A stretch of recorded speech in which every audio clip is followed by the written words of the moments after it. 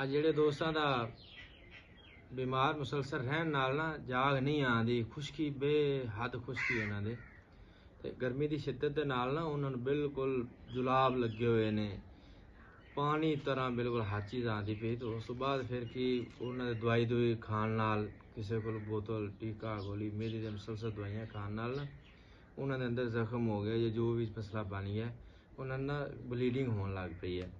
वो जो भी दस्त करते ना दस्त ब्लीडिंग के नाल आना, बवासीर नहीं होंगी, किसी किस्म की ऐसी कोई परेशानी नहीं होंगी। लेकिन यह है भी जो भी पेशाब करते ना या पखाना करते हैं, वो पखाने जिगर की गर्मी की वजह नाल भी ना खूनी पेचस आन लग पेंदे ने, बंदे नूं काले होंदे ने। जो भी इहो जिहा प्रॉब्लम बने उन्होंने दोस्तों असीं अज उन्होंने दोस्तों वास्ते नुस्खा है भी उन्होंने जिड्डे भी वो परेशान है ना, जिन्नियां भी दवाइयां खा लियां तो उन्होंने पेचस बंद नहीं होंदे पे, या वैसे उन्होंने जुलाब लगे हुए ने, कोई चीज़ खाते हैं, पानी खाते हैं, रोटी खाते हैं या कोई फल भी खा लेंदे ना, उन्होंने जुलाब लग जाते हैं। तो उन्होंने दोस्तों वास्ते नुस्खा है बेहतरीन और एक आसान नुस्खा है, घरेलू है, ये टोटका नहीं है, ये मुकम्मल नुस्खा है। ये नुस्खे कोई बंदा याद गल रखा जे, कोई बंदा नुस्खा नहीं जे देंदा, साडा सिर्फ नुस्खा देने का मकसद ये है ताकि तुहाडा फायदा हो जाए, होर कोई मकसद नहीं है।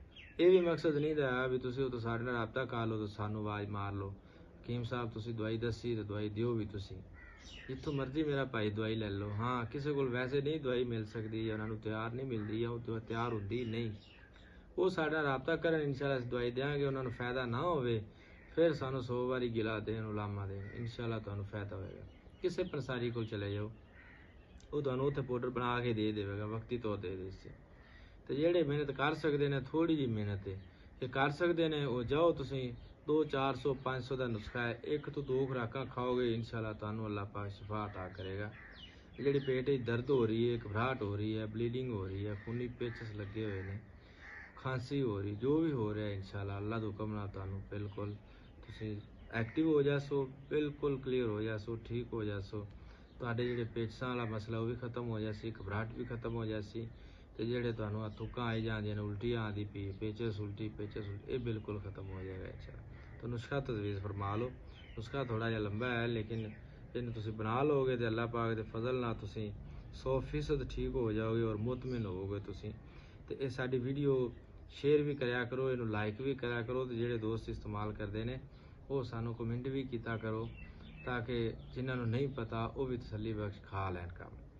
अच्छा, तबाशीर नुस्खा तजवीज़ फरमा लो। तबाशीर हब्बुल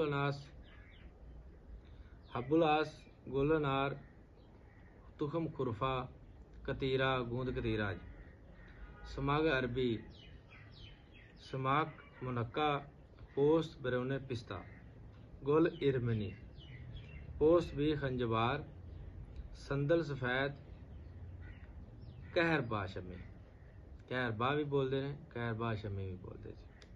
हर एक 2 माशा तरासीस 2 माशा इनू सारिਆਂ ਨੂੰ ਤੁਸੀਂ नुस्खे ਨੂੰ ਬਰੀਕ ਪਾਊਡਰ ਕਰ ਲੈਣਾ। ਬਰੀਕ ਪਾਊਡਰ ਕਰਕੇ ਇਹਦੇ ਵਿੱਚ ਤੁਸੀਂ शक्कर मिला सकते जी, ਉਹਦਾ मिश्री मिला सकते जी, हसबे ज़रूरत पाउडर बना के इनू ਤੁਸੀਂ सुबह शाम अद्धी चमची, सुबह दोपहर शाम इनू 4 दफ़ा भी दिन लै सकते जी, इन 5 दफ़ा भी लै सकते जी।